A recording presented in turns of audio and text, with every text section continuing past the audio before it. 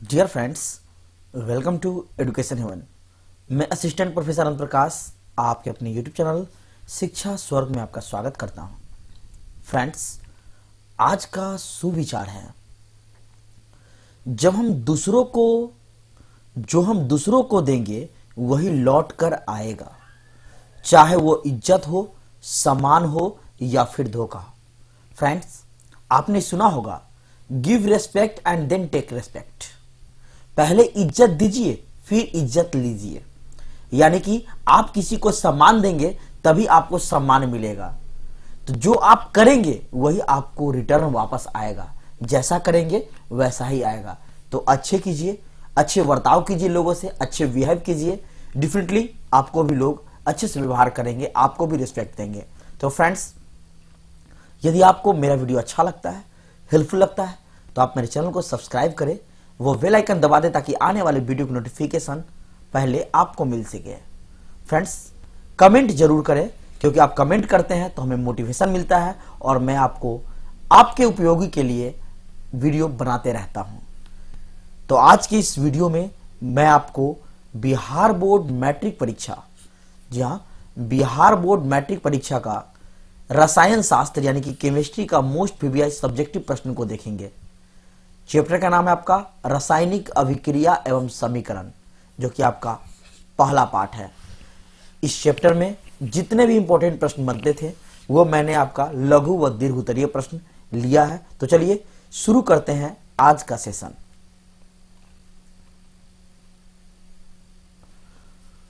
Question number 1, रासायनिक समीकरण किसे कहते हैं? उदाहरण दीजिए। आंसर होगा आपका, किसी रासायनिक प्रतिक्रिया में भाग लेने वाले पदार्थों के संकेतों एवं सूत्रों की सहायता से उस प्रतिक्रिया का संक्षिप्त निरूपण रासायनिक समीकरण कहलाता है। संक्षिप्त यानी कि छोटा। तो यहां देखिए, आपका उदाहरण है H2 प्लस Cl2 मिल गया, क्या बनाएगा? HCl। नेक्स्ट, क्वेश्चन नंबर 2, संतुलित समीकरण किसे कहते हैं? यानी बैलेंस्ड समीकरण। यदि रासायनिक अभिक्रिया के पहले और पश्चात प्रत्येक तत्व के परमाणुओं की संख्या समान रहती है, यदि रासायनिक अभिक्रिया के और पहले और बाद में प्रत्येक तत्व के परमाणुओं की संख्या यदि समान हो तो उसे संतुलित रासायनिक समीकरण कहते हैं।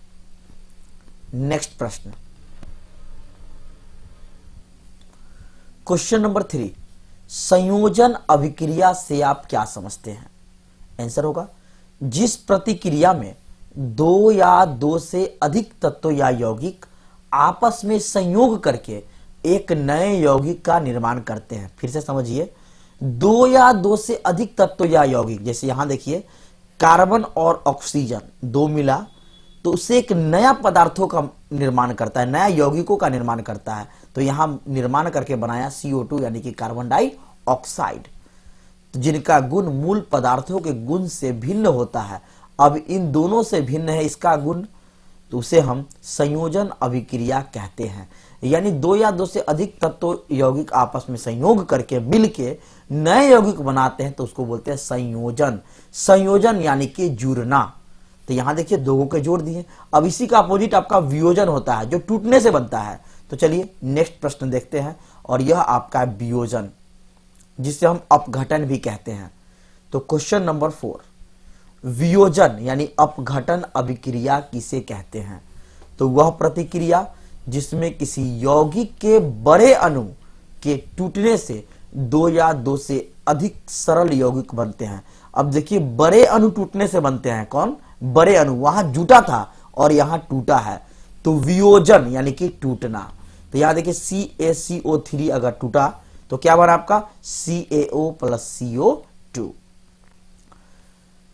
जिनके गुण मूल यौगिकों के गुण से भिन्न होते हैं। अब इसका गुण और ये सबका गुण अलग अलग होगा, तो इसे ही हम वियोजन अभिक्रिया कहते हैं। नेक्स्ट,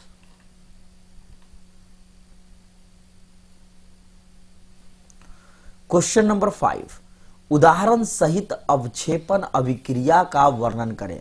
आंसर होगा, जब दो प्रतिकारकों के बीच द्वि अपघटन प्रतिक्रिया के फलस्वरूप बनने वाले प्रतिफलों एक के जल में अघुलनशील होता है तो वह घोल में ठोस के रूप में हो जाता है, जिसे अवक्षेपित यानी कि अवक्षेपण कहते हैं, और वह प्रतिफल अवक्षेप कहलाता है। क्या कहलाता है?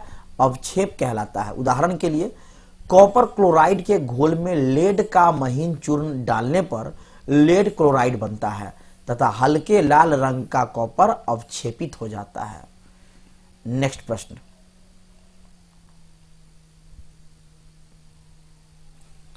क्वेश्चन नंबर 6, वायु में जलाने से पहले मैग्नीशियम रिबन को साफ क्यों किया जाता है?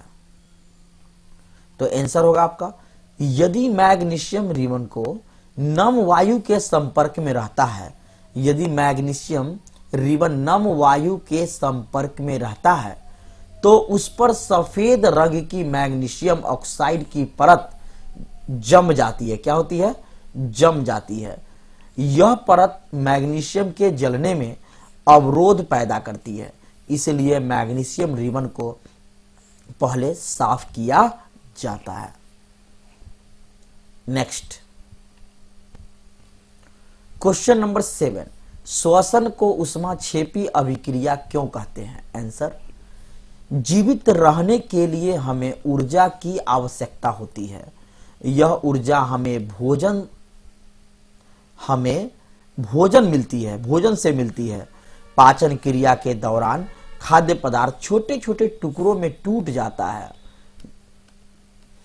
जैसे कि चावल तथा ब्रेड में कार्बोहाइड्रेट होता है, और यही कार्बोहाइड्रेट के टूटने से ग्लूकोज प्राप्त होता है।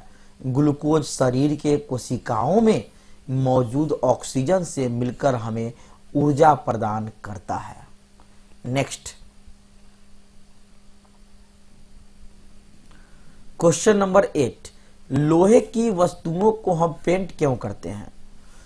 आंसर, पेंट करने से लोहे के पदार्थ का ऊपरी भाग छुप जाता है, वह वायु के साथ सीधे संपर्क में नहीं आता।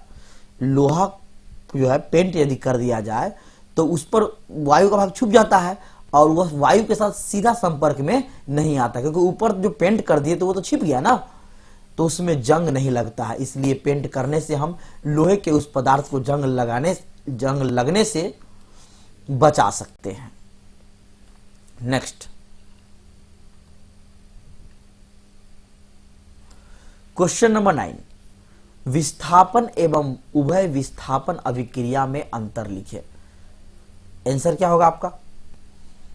विस्थापन अभिक्रिया, जब कोई एक तत्व दूसरे तत्व को उसके यौगिक से विस्थापित कर देता है, स्थान से हटा देता है, तो वह विस्थापन अभिक्रिया होती है या कहलाती है। उभय विस्थापन अभिक्रिया, द्विविस्थापन अभिक्रिया में दो अलग अलग परमाणु व परमाणुओं के समूह यानी कि आयन का आपस में आदान प्रदान होता है। तो यहां आपका क्वेश्चन है विस्थापन एवं उभय विस्थापन अभिक्रिया में अंतर। यदि आपसे पूछा जाए विस्थापन अभिक्रिया किसे कहते हैं तो इसका आंसर यहां से यहां लिख सकते हैं। उभय विस्थापन अभिक्रिया के बारे में बोले तो आप यहां से यहां लिख सकते हैं। तो प्रश्न आप ध्यान से लिख लीजिए और अच्छे से याद कीजिए। नेक्स्ट, क्वेश्चन नंबर 10, सफेदी करने के 2-3 दिन बाद चमक क्यों आ जाती है, स्पष्ट करें। क्वेश्चन कह रहा है आपका, यदि आप कोई दीवार को चूने से पुचारा करवाते हैं तो उसमें जो है सफेदी आपको जैसे जैसे पुराना होगा 2-3 दिन तब लगेगा आपको कि खूब चमक है। तो ऐसा क्यों होता है, चलिए आंसर देखते हैं। बुझे हुए चूने के विलयन का उपयोग दीवारों की सफेदी यानी पुचारा करने में होता है, क्योंकि बुझा हुआ चूना वायुमंडल में उपस्थित कार्बन डाइऑक्साइड के साथ धीरे धीरे अभिक्रिया कर 2-3 दिनों के बाद कैल्शियम कार्बोनेट बनता है। कैल्शियम कार्बोनेट जो है किसका रासायनिक सूत्र है, तो आपका इसका रासायनिक सूत्र होता है CaCO3, यानी संगमरमर को भी हम CaCO3 कहते हैं। इससे दीवारों पर संगमरमर यानी कि CaCO3 के समान चमक आ जाती है। नेक्स्ट, और यह संगमरमर का सूत्र आपसे बहुत बार आपके पेपर में पूछा जा चुका है, सो अच्छे से याद कर लीजिए लिखकर। क्वेश्चन नंबर 11, संक्षारण किसे कहते हैं? जब कोई धातु अपने आसपास नमी आदि के संपर्क में आती है तो उसकी चमक धीरे धीरे समाप्त होने लगती है, अतः इस प्रक्रिया को हम संक्षारण कहते हैं। उदाहरण के लिए लोहे पर जंग लगना, सोने चांदी का काला पड़ जाना, सोना चांदी जो आभूषण होता है वह काला पड़ जाता है संक्षारण के कारण। उसके बाद तांबा का बर्तन वह जो है रंग बदल लेता है, नीला हरा हो जाता है, ये सब। Next, question number 12, copper sulphate के विलयन में लोहे का टुकड़ा डाल देने पर विलयन का रंग हरा क्यों हो जाता है? आंसर, कॉपर का रंग नीला तथा फेरस सल्फेट का रंग हरा होता है। क्रियाशीलता श्रेणी लोहा का स्थान कॉपर से ऊपर है, इसलिए कॉपर सल्फेट के घोल में लोहे की कांटी डुबाने पर लोहा के द्वारा कॉपर सल्फेट से कॉपर का विस्थापन होता है तथा फेरस सल्फेट बनता है। फेरस सल्फेट बनने के कारण घोल का रंग नीला से हरा हो जाता है। ये रहा आपका CuSO4 ब्लू और ये रहा आपका FeSO4 ग्रीन, ये बन जाएगा नीला से हरा बन जाएगा। तो फ्रेंड्स, आपका 12 क्वेश्चंस जो कि आपके लिए काफी इंपॉर्टेंट है खत्म होता है। मैं आपके लिए इस तरह की बेहतरीन वीडियो लगातार उपलब्ध कराता हूं जो आपके लिए हेल्पफुल होता है। यदि आपको लगता है कि मैं आपके लिए मेहनत कर रहा हूं, आपके लिए जरूरी का कंटेंट उपलब्ध करवा रहा हूं, तो मेरे वीडियो को अपने दोस्तों के साथ फेसबुक व्हाट्सएप पे शेयर करें और मेरे चैनल को सब्सक्राइब जरूर करें ताकि आने वाली वीडियो आपको मिल सके, आपके लिए यूजफुल हो सके। तो फ्रेंड्स, फिर मिलते हैं नेक्स्ट वीडियो में, तब तक के लिए धन्यवाद। Thank you for watching this video.